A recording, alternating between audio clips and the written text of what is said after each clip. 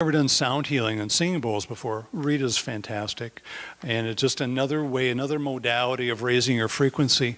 So let's see, and next week's Sunday, the 10:30 is going to be led by James Vukovic. So that should be another interesting chapter. He hasn't spoken here before, so it'd be really curious to see what he has to say. And by the way, all of our everything is recorded on YouTube. So if you if you miss one, you can always catch up to it later on YouTube. Now, if you could help me welcome Jane Barrash. Has been with the Continuum Center since 1984, advancing the mission to explore and develop consciousness, human capacity, and the interconnectedness of life through exhibits, documentary films, hosting internationally known scientists and cultural leaders in public forum, curriculum, training programs, and unique community engaging events. Jane won an award from the Minneapolis NAACP in 2023 for her support to the Black community and in her quest to personally demonstrate human capacity. At age 54, Jane became an ISA world champion, and at 62 won her third Minnesota State Adult Figure Skating Championship against skaters 30 years younger. Woo, Jane, yeah. Her favorite quote is, "An artist is not a special kind of person. Every person is a special kind of artist." Lake Harriet Spiritual Community, help me welcome Jane Barrash.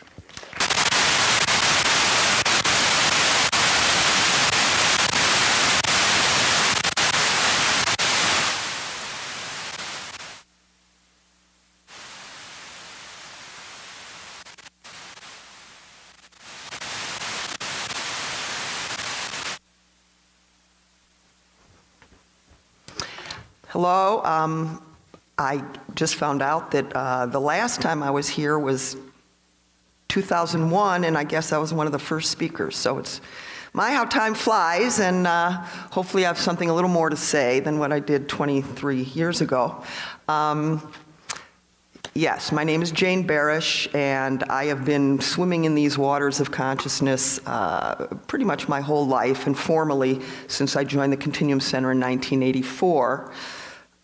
Continuum was founded in 1979, and I'll go into a little bit of that, but here our work is to present a very different models of things like brain, consciousness, reality, the universe, light, and our work is to challenge status quo, which is not an easy position.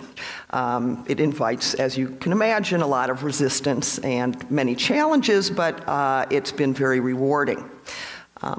So let's see how this works. Okay, Max Planck was considered the father of quantum mechanics or quantum physics, and it was the study of light that birthed quantum physics.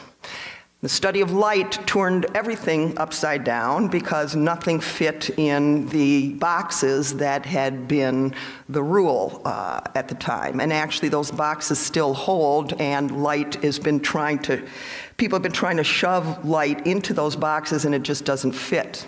So here you have Max Planck talking about his studies that led to quantum physics and his findings that mind is the matrix of matter. Matrix means the source. Matrix means, kind of where everything is coming from. So he's saying that consciousness or mind is the source of matter. And then went on to say about light, and photons is another word for light, that photons behave like intelligent human beings, that in studying light, you find out that it's so much more than what we've been conditioned to believe it is. Now this was decades and decades ago, but the information still has not really filtered into mainstream.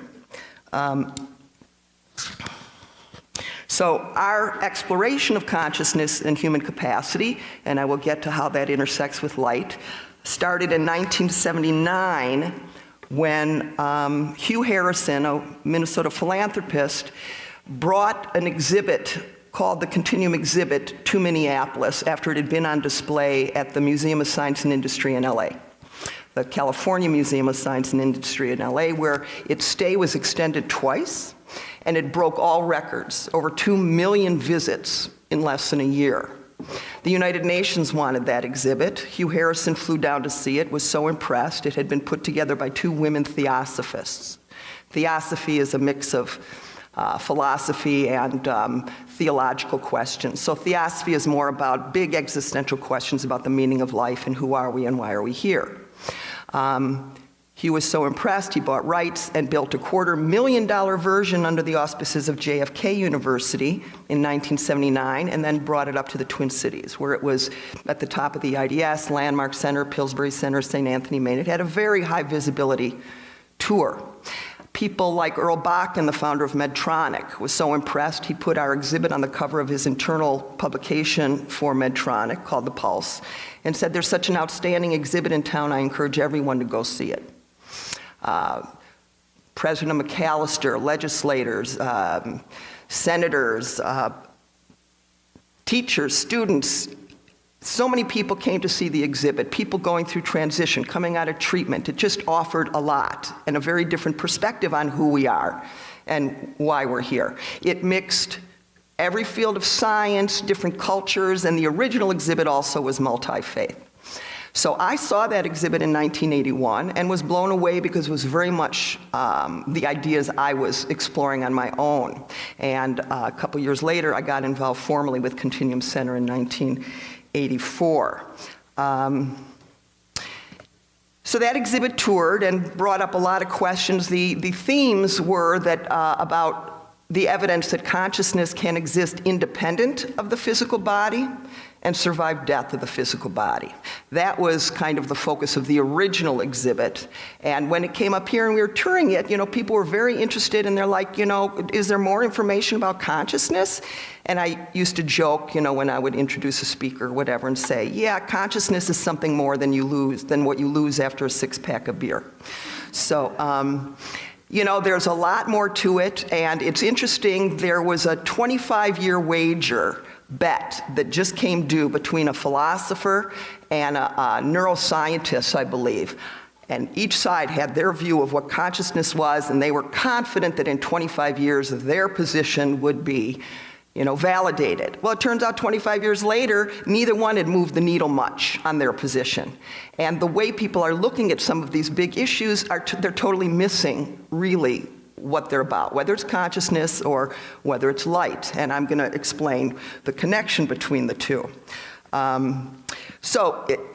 There's only so far you can go touring exhibits, with this theme. And so we expanded as people wanted more information in 1981 to be bringing in internationally known scientists and cultural leaders. So our work has been to explore this question that has been examined over thousands of years. And this is our mission, to be multicultural and interdisciplinary. So you can see physicists, physicians, brain scientists, mathematicians, immunologists, virologists, biochemists, biologists, astrophysicists, virtually every field, mathematics, and Native American, West African, East Indian, Asian, Tibetan, Mayan, and Egyptian cultural leaders, who all, regardless of their field of science or their culture, have something very optimistic to say. And since '81, when we launched our speaker series, we've been saying that despite all the disaster scenarios, because there have been disaster scenarios forever, we think it's important to bring out information that is optimistic and that points to another direction we can take. Unfortunately, there's a lot steeped in the directions we've been going, and even though it's leading to places that aren't so great, people aren't necessarily up for looking outside the box. So some of our speakers in the past, Jihan Sadat, the former First Lady of Egypt, Malidoma Somé, a West African shaman with 3 master's degrees and 2 PhDs, Larry Dassey, the first physician ever asked to deliver the Mahatma Gandhi annual address, the annual address that was in New Delhi, and Candace Pert, former chief of brain biochemistry at the National Institutes of Health, whose research in peptides and immunology really brought forward information on the mind-body connection and legitimized to a great extent mind-body medicine. But she posed a very significant challenge to current models. And when you pose a considerable challenge to current models, they come after you. And Candace is one of many of the speakers that I know who really were the victim of all-out assault and attempts to discredit her and sabotage her work. And a lot's come out about the extent of the sabotage at places like National Institutes of Health. So there are a lot of people I've come to realize who are in positions of power and influence who are there to uphold the status quo even if it's not working, and to get rid of anybody or anything that is challenging their power base. And I feel part of my work is to have people understand that you can't necessarily believe everything that the experts say. And actually these days we're finding out the experts who approved things like J&J talcum powder, or, now we have the forever chemicals, or, whether it was Old Spice deodorant, or whether, there's a whole list of products that were approved by the experts that now we're finding cause cancer. So, just a note, maybe everything you hear is not as it seems. So, when it comes to fundamentals of humanity and the universe, I think consciousness and light are critical, and there are different models than what has been standard and conventional in academics and other aspects of our society. Even to this day, conventional science can't even have an accurate definition of what consciousness is, or light for that matter, because these standard models are stuck in a box. And that box is the Newtonian Cartesian box. So what we hear of as modern Western science is really about 500 years old. It's not so modern. There's not a lot that you have at home that you are relying on that's 500 years old. And my position is we're due for an update. So that box is also called, so the Newtonian Cartesian box is also called materialist because it believes that the universe is fundamentally matter. It's, so materialist, it's called mechanistic because it believes the universe runs like a big machine. Like it's very predictable and everything runs according to certain physical laws. So materialist, mechanistic, and reductionist, where to find out how the world works, you want to look at the smaller and smaller, reduce it to the teeniest parts and physical parts and physical processes. So that box really is outlining a view of who we are and what the world is that is reducible to everything physical. There is no room for non-material dimensions or non-material reality, and that's excluding a lot of life. So, again, our position is that we need to include these non-material dimensions. And I would say that a lot of the struggles that we see in our systems, education's failing, 5,000 kids a day before COVID were dropping out of school. And of those that remained, 13% got sent to special ed. And of the normal kids, millions are on medication. I don't know who can think that's an effective or successful education system, but we doubled down on it. More of what we've been delivering, less of recess, less of the arts, less of creativity, less of the things that are more human. So, we're at a critical juncture here, and I think the information is important to bring forward so that people understand there is an option. Everyone says we need something different. Of course, when I'll bring something forward, they go, oh, that's too different. But I'm here to tell you we need something very different. So actually, ancient cultures had a lot of accurate insights, although we would refer to them as primitive and unsophisticated. Forget about this. So the Greeks, and the Egyptians and the Mayans, they all had more of a handle on reality and humanity and consciousness than we do today. So back in the Egyptian models, Horus guarded the doors, guarded the secrets. So back then it was the priests that knew this information. And if anybody wanted to study, they had to dedicate much of their lives because they had to show that they had the moral character to handle the information and use it wisely. These days, now the information's out there. I don't know that it's getting to people, and I don't know if they're using it wisely, but at least we can now look back and go, maybe they knew something that we and our machinery and our devices and our sophistication have missed.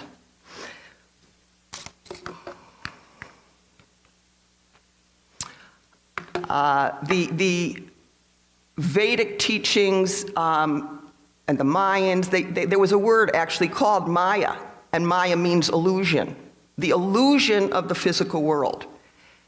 I was a philosophy major at St. Olaf, and I studied the ancient Greeks, talked about the material world as an illusion and your five senses deceive you. It's like, what the hell does that mean? You walk into a wall, it's not an illusion. So, then in 1981, when I saw the original Continuum exhibit at the top of the IDS, it made sense because they had a panel in the exhibit, and in front of it, not this sculpture, but there was a big wood sculpture. And it said, touch me, I'm solid, aren't I? You touch that solid thing, and it was like, yeah, I wouldn't want this to fall on my foot. This is solid. But, and you can't see the small type there, but everything in the universe, as solid as it may appear, is made up of atoms, and atoms are 99.9% space. 99.9% space. In fact, it's an illusion that it's solid, and our five senses deceive us. Our eyes see it as solid, our hands feel it as solid, and I remember in 1981, it was like, that's what they were talking about. But how did they know that? It took the advent of the electron microscope to look into an atom and see that it's 99.9% space. How did these other cultures know these things that we disregard as primitive? So, back to the box. It honors the physical dimensions. And René Descartes, people know him because he said, I think, therefore I am, but I don't know how many people know that René Descartes came up with the scientific method in the 1600s. And the scientific method basically said, if you want to know anything important about the universe, if you want to learn how things work, you've got to publicly observe, physically measure, and repeatedly test. And that's what kids learn in science class. Publicly observe, physically measure, and repeatedly test. And if you can't do those things, the information's worthless. It's not real, not valid, can't help you understand anything. So, from that point on, to study about humans or plants or planets, you needed to focus on what's physical and measurable. What's interesting is René Descartes got his idea for the scientific method from 3 dreams. And then he turns around and says, oh, dreams can't give you any information. They're not real. Can't measure them, can't observe them. Isn't that ironic? Part of the program I teach, I will ask groups, and it's corporate executives, or it's 4th graders, it's hospital executives, or it's, the most seriously emotionally and behaviorally disordered kids, doesn't matter. I'll ask, who's ever had a dream that happened later? You wouldn't believe the stories I've heard. To make the point that what we disregard as not real might have a lot to do with what we call reality. And so there's a lot of information to kind of challenge this model that only what's physical is real. So, like I said, the Greeks, many different cultures have been trying to say there's more to life than meets the eye. And I hope we're at a point on the planet that people are ready to embrace that kind of thinking. So, our eyes, by the way, see only a little bit of the light spectrum, just a little bit, and we call that reality. So part of the goal here is to expand people's access to the light spectrum in a way, to access more of it for a fuller experience of who you are and what the world's about. Okay, Einstein was so He said he'd like to spend the rest of his life studying light because he couldn't figure it out. The implications were so overwhelming, a lot of people rejected the findings. He came up with a saying called spooky action at a distance, because there was no explanation of the interconnectedness, and photons are a key to the interconnectedness of everything. So a lot of people was like, wait, it just is describing a very different world than what we experience on a day-to-day basis, but you can experience the world very differently if you're open to new models and to new processes. So what you can't read here is basically, what is it? Okay, photons behave like intelligent human beings, and photons defy the laws of the mechanistic box and the materialist box. So photons are self-organizing, creative, and intelligent, paradoxically material and non-material at the same time. Photons are particles and waves at the same time, and these waves are not physical waves. People try to kind of think, oh yeah, so they call it wave-particle duality, and they just shrug it off, as if, wait a minute, what you're saying is something can exist in two states at one time. A particle, a physical material particle, and a wave, and it's a quantum wave. It's not a mechanical wave. It's not like an electromagnetic wave. And so the idea is that it doesn't fit into the logical box, too, because we're raised that, wait, something's either solid or it's space. And now we find out, wait, it's both. How could something be solid and 99% space at the same time? But it is. Got to expand out of that box of the rational either-or model. And when it comes to light, light isn't sometimes a particle and sometimes a wave. It is both at the same time. And again, a physical particle and a non-material wave, a quantum wave of potential. So light interconnects the universe across time and space. So photons, again, another word for light, photons have no mass and no charge. So they're like nothing, but they create the charged mass of the universe.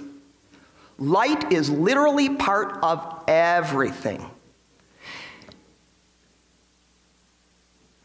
They are a singular photon, and people say, and it's hard to get your head around it, one photon is really all there is, and it connects everything everywhere and appears to be more than one photon.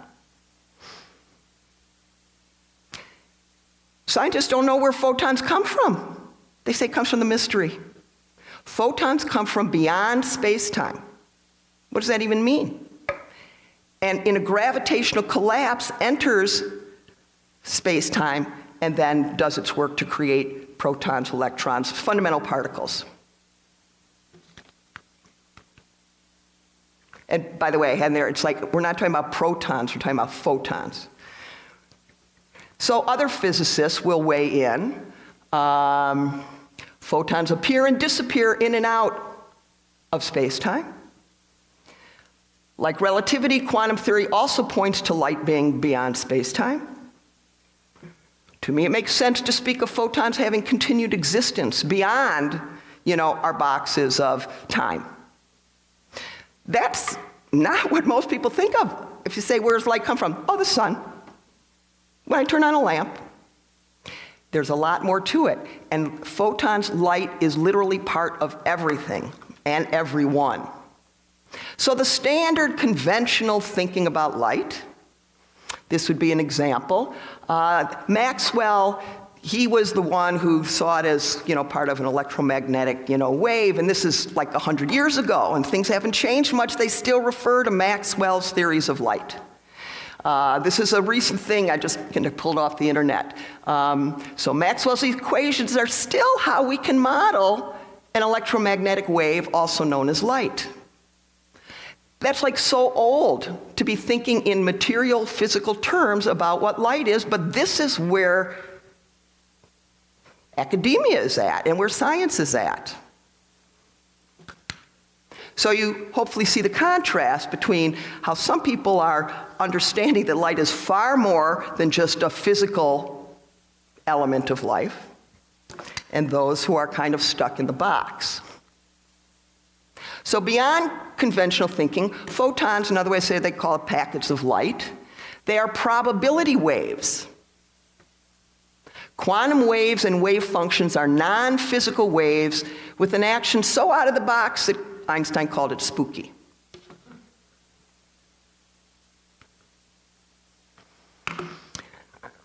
Does light permeate and surround all of life and death? So there, you look at art, and from many cultures over time, there are auras around people. And there have been many stories of people seeing light when somebody leaves their body. And our exhibits, so these panels are from our new Continuum exhibit, and we've got some books of that exhibit in the other room, that light is part of everything and everyone, as I say. And the whole idea, there's an interesting story. I don't know if you know the name Joan Borisenko. So she was big in the 70s. She was co-founder of the first Harvard mind-body clinic. And she had a difficult relationship with her mother, and she and her son were at her mother's bedside when she was dying. And Joan said at the moment her mother died, there was just this light that filled the room, and she thought maybe it was her, but her son said, "Did you see that light?" So there anecdotal stories as well about kind of the light that is life. And then, where does it go? There's a guy named Jacques Luciran. He's dead now, but I came across his work in the mid-'80s. He lost his sight at age 8 in an accident at school. His mother kept him in normal education. Back then, you wanted to put anybody who was blind or had any other, disabilities somewhere else, but she kept him in school, and what he realized was that the subject for all subjects, the fact that the universe is within and not just out there, is totally lacking in the classroom. What he discovered after he lost his sight was that the light was still there. Not the light that people with eyes that are working see out there, but that it was still there on the inside. And when he paid attention to the light, it gave him information. It kept him safe. It was like a guidance system. When he didn't pay attention to the light, that's when he ran a greater risk of getting into accidents and trouble and in harm's way. Jacques Luciran, as a blind man, went on to lead a student resistance movement to the Nazi occupation and be part of a distribution of their little newspaper that ended up becoming part of the largest daily paper in France. So he was in a concentration camp. I mean, he's had a tough life, and he is here to say that there's only one way to see the light, and that's to love. And that when he was overcome with sorrow and with resentment and with jealousy and self-pity, the light was out. And he came to the conclusion that blindness is not a state of not seeing, it's a state of not loving. Now, do you think he's the only person who has light on the inside? No. So if we all have this light that can create everything out of nothing, this light that comes from beyond space-time, this light that connects the whole universe across time and space, what if that's in you? But to turn it on, you got to get off the self-pity and the judgment and the resentment. Now, he fought the Nazis. Love doesn't mean you're a doormat. Love doesn't mean you don't hold people accountable. Love doesn't mean you don't call out corruption. But love means that you are motivated by something bigger and better and brighter that can transcend differences and help you through huge challenges. He was one of 30 people who survived the concentration camp. And the ones who had any disability were the first to get thrown into the gas chamber. And he said, the reason that I survived is because I could pay attention to the light. With all the sounds and smells and going on around me, I could focus on the light. And if somebody doesn't understand that that's why I'm alive, then they don't understand a very, very real fact about life, that light is the source of life and everything, and you can train yourself to be focused on it. So,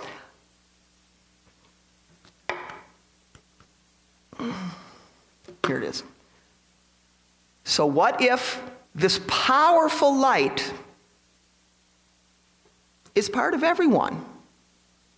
It's part of you.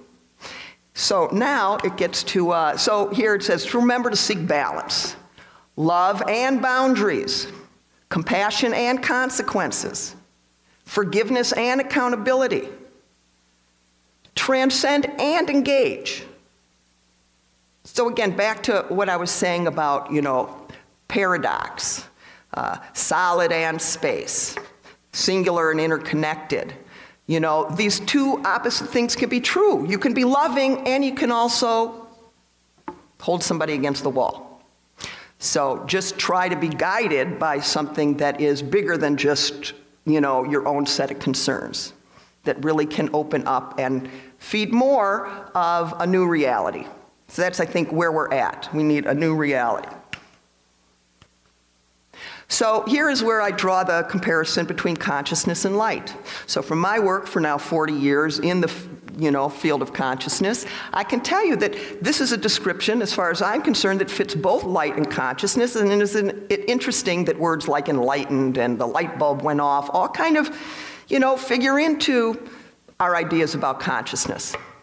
So consciousness and light, you can say about both of them. Creative, self-organizing intelligence, individual yet interconnected with the whole universe across time and space and from beyond space-time. So, like Max Planck said at the beginning, photons behave like intelligent human beings. Photons, they know the shortest route ahead of time where they're going. Photons carry information. There's a lot about light, again, that we have not been taught. And there's a lot about consciousness we have not been taught. And both of them can make miracles happen. Both of them can beat odds. Both of them can transform. And yet the light's been out, and consciousness has been reduced to brain chemicals. That's the biomedical model. The belief that there is only matter in the universe, only physical entities. So if you have a problem with your thoughts or your emotions, we got chemicals for you. Because we're going to just focus on the chemical, physical nature. So our position is to bring forward this information in a way that can help people turn the light on, so to speak, and understand their consciousness and their human capacity, because all that is tied in with this idea of an interconnected universe. The current materialist model focuses on separate parts and pieces. It analyzes separate parts and pieces, and it doesn't look for the fundamental interconnectedness. And so we're surprised that in a materialist model, there's too much materialism. We're surprised that in a model that focuses on labeling and categorizing and analyzing separate parts and pieces, we're surprised there's so much divisiveness. It's our paradigm. We're in the wrong paradigm. So it's time to step out of it. And so our position is love, intelligence, information, other ways to talk about what's going on at a fundamental level in the universe. Some people might call it God. It's not necessary. So our position is this idea of an intelligence in the universe, a creative intelligence that's self-organizing. You can have that understanding, and it doesn't require and it doesn't preclude the thought of God or a supreme deity. Now, because I believe any good theory needs to be put into action and get results, I'm going to show a little clip, 9 minutes, of a film we made, a documentary about the work on our training program at Minneapolis North High School. And I was brought in 2013 in the fall when the school that used to have 1,200 students and be the top of everything was down to 165 in the whole school because the city had been trying to shut it down because of a 35% graduation rate, and the boys basketball team was in last place in the city. So I was brought in to work with them. And this documentary, which January 18th we're showing at Kenwood Rec Center, love to have you come. It shows the impact of a new framework about life and self and consciousness, and some internal resources that are overlooked also that you can develop to access more of your capacity. So we will show this little clip.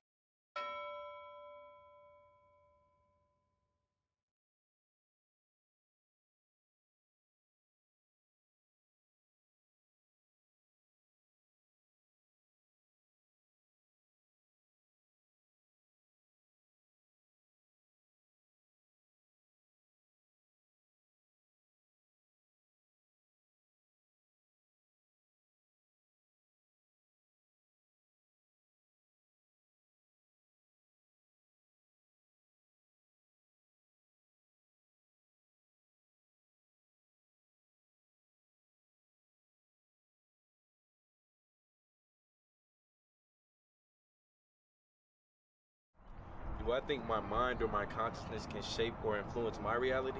Yes, I made this reality and made my dreams come true. Well, North Minneapolis is a part of Minneapolis with high crime, high poverty, and just a lot of negativity going on. Going into my sophomore year, I transferred from Fair Downtown to Minneapolis North High School. I had problems with my mother, had problems with school, and I had problems with the basketball team. 4 years ago, when I was a sophomore in high school, I was told that I wouldn't be able to finish a math class, that I was a semester behind in work within 2 weeks. And I said, that's your reality, that's not my reality. And I finished the math class with a C, and I passed. So I met Miss Jane during the basketball season, which I was playing JV at the time. And I really took heed to what she said because I felt like I could use it to my advantage. She was talking about quantum physics and shaping your own reality and emotions and breathing. So I took everything she said, I jumped right in, and it changed my life.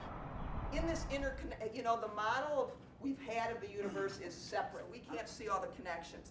You're separate, they're separate. In the new model, the quantum model, everything's interconnected. We don't see the connections, but they're all there. And quantum physicists are talking about everything being interconnected. So if we're all interconnected, then what you put out there is really something coming back to you. Okay, Edo, creating a new reality. My new reality is being able to control my destiny. And what has given you the sense that you can control your destiny? What kinds of ideas that, or information? What you've been teaching me, like the quantum leap and stuff like that. Okay. Now, to the camera, I want you to talk about taking a quantum leap. A quantum leap is where no one can tell when an electron will jump to the next level. It just happens. Like, it's unpredictable when it happens, but it happens. So to take a quantum leap in life is you going against the odds and taking it to the next level when nobody expects you to.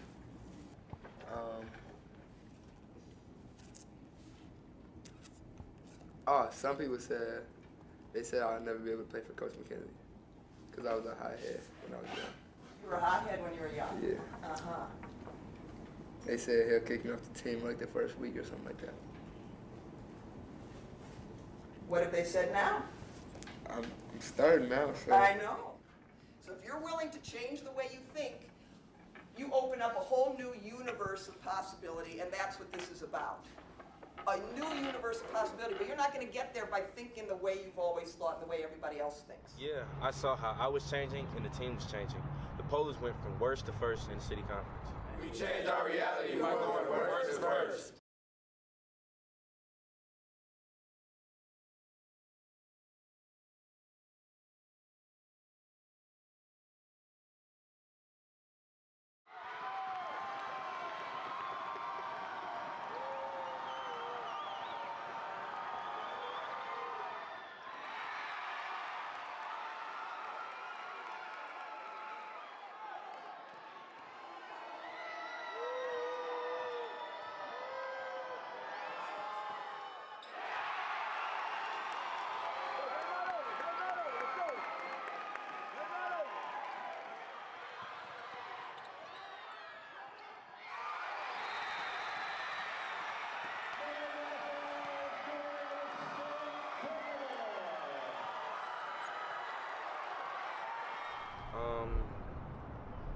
The feeling of being overwhelmed, sad, or angry is okay, but don't dwell, don't wallow in it.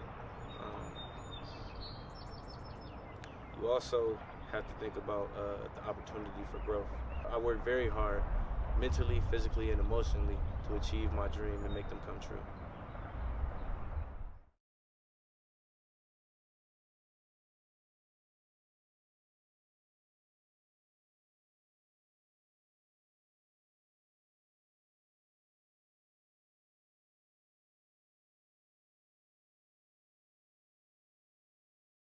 Ironically, because of the newspaper article about my work with the North High Polars, I was invited to work with a girls' synchronized skating team, Braemar Panache. Braemar Arena is in Edina, which is a very upscale suburb of Minneapolis, kind of the opposite end of the spectrum from North Minneapolis. So in 2015, working with the Braemar Panache synchronized skating team, it got me to thinking about bridging and interconnecting and what would it take, how could I pull it off to get the North High basketball players on the ice with the girls' synchro team. I want to first of all say welcome to Breaking Ice, a skating show of optimism. I'm your MC, Larry McKenzie, and I want to just say thank you to everybody for coming out to support this program. Minneapolis, know that dreams can come true. So thank you for dreaming and thank you for making this happen. So without further ado, I'm going to announce we're now going to have the Polar Panache. And when you talk about getting outside of your comfort zone, I got to give it up to the Polars. When you talk about getting outside of your comfort zone, hey, let's get these basketball players on ice a big round of applause. Every man has a place. In his heart there's a space. And the world can't erase his fantasies. Take a ride in the sky. On a ship fantasize. All your dreams will come true right away. And we Jane, this has been such a beautiful thing to bring these young people together and allow the community to see great possibilities of what can happen when people come together around a good common cause. And so with that, am I turning it over to you guys? Saria Bonali. Okay, got it. Wow. And Peter Bibber? Yes, all right. And they have choreographed and helped Jane put this together. I wanted them to just leave aside maybe everything they've heard about North Minneapolis and instead come with fresh eyes and see and hear something very different that challenges maybe what their assumptions were or what their stereotypes were. And I think as a society, we need to challenge our assumptions and stereotypes about people. It shows us that like we're not all just about like football and basketball, not just all about that, but we're about other things we can get out of our comfort zone and do things that like people think that we would never do.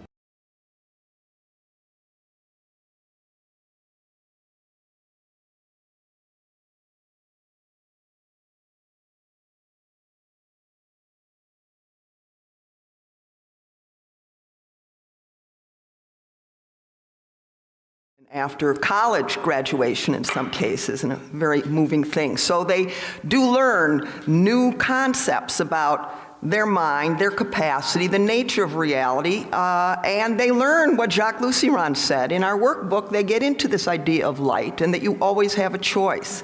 So I guess to just wrap up, I don't know how much, do I have time for Q&A? Okay, does anybody have any questions? No? Yeah, oh. Okay.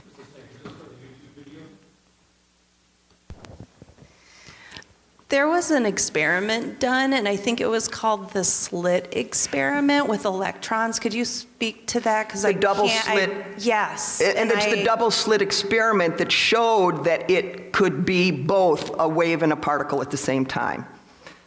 Which then Can you expound on that? Which means what? Which means that light doesn't fit the materialist box of, being, it doesn't fit the logical box of being one state or another state separately, because it's both at the same time, and it's showing that it has non-material properties.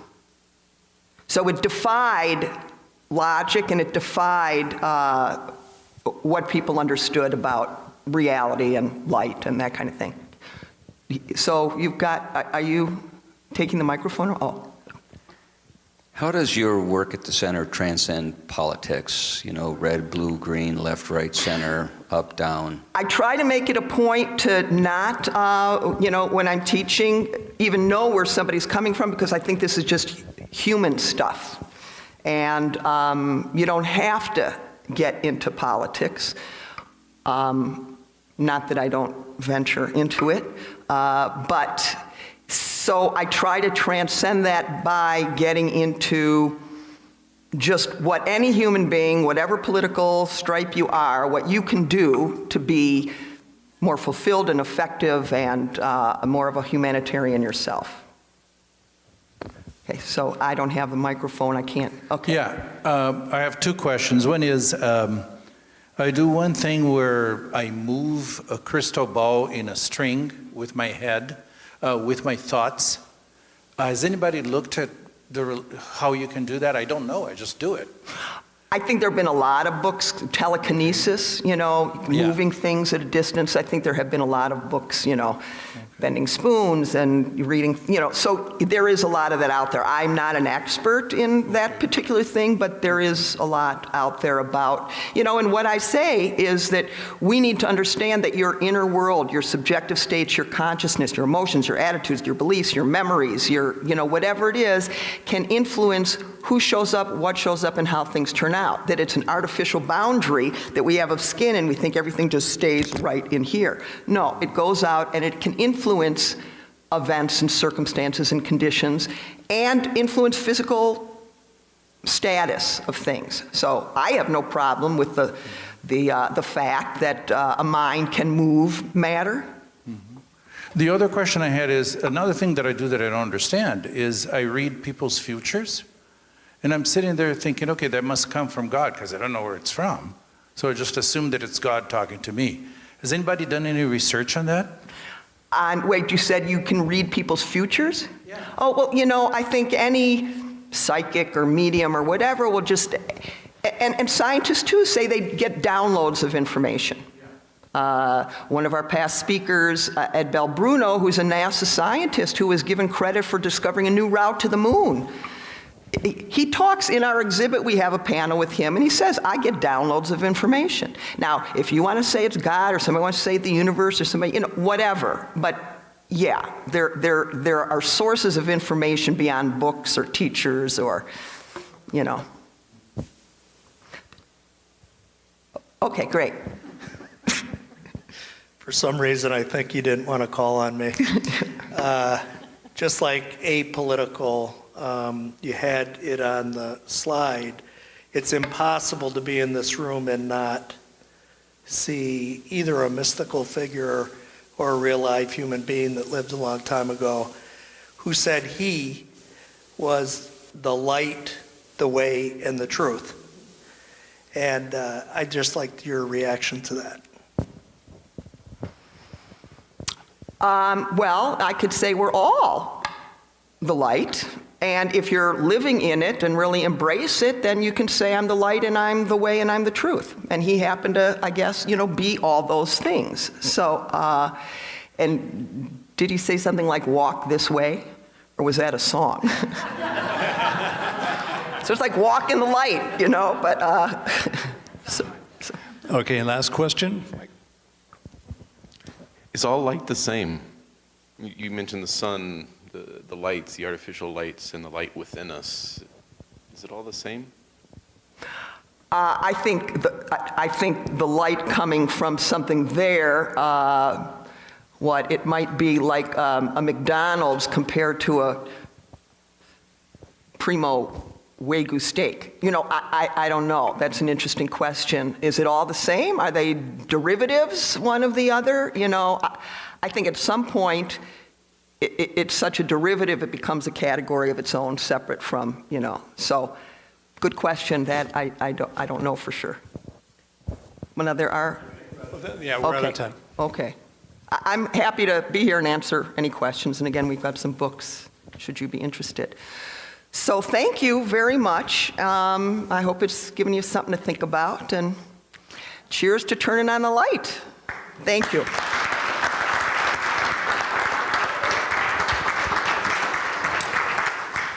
Yeah, thank you, Jane. Yeah, beautiful things to really trigger our minds and get us thinking about consciousness even more. Now's the time for the offering. We would love to, any generosity you have to help support this community, or this goes straight towards overhead and expenses of running this building and hopefully generating, if you have a couple of extra $1 million laying around to help do some remodeling, that would even be better. So just appreciate your generosity and thank you again. I am a snake shedding skin. I am a butterfly emerging from a chrysalis. I am a wave rising and crashing. I am the sand standing my ground. I am spring blooms unfolding. I am a volcano exploding. I'm a child's voice singing into the night just to tell the dark it'll be alright. I am thunder boldly clapping. I'm new territory mapping out my plans past fear and on to freedom now. I'll reach up till my hands feel clouds, until the world is held in song, until each soul knows they belong. I'll take my inner gifts and give them, take my biggest dreams and live them out in a global exchange of skills, ideas, and positive changes, letting our hearts lead the way, connecting on a level our history begs for. Even though we've got many miles to go, even though we'll have more burdens to bear, even though, hey, it's easy to say that the part I would play is too small to care, even though some days are mighty hard and where I am isn't where I want to be, even on the darkest of days I pray that I'll still find a way to let myself be light everywhere. And now if you could help me bless the offering, just raise your hands and repeat after me. Perfect love flowing through me blesses and multiplies all that I give, all that I receive, and all that I am. Thank you. And now, just kind of a closing circle, and Jane is going to lead us. I just invite us to maybe just gather right around this center part here, and we'll connect and hold hands as our tradition of unity here at Lake Harriet.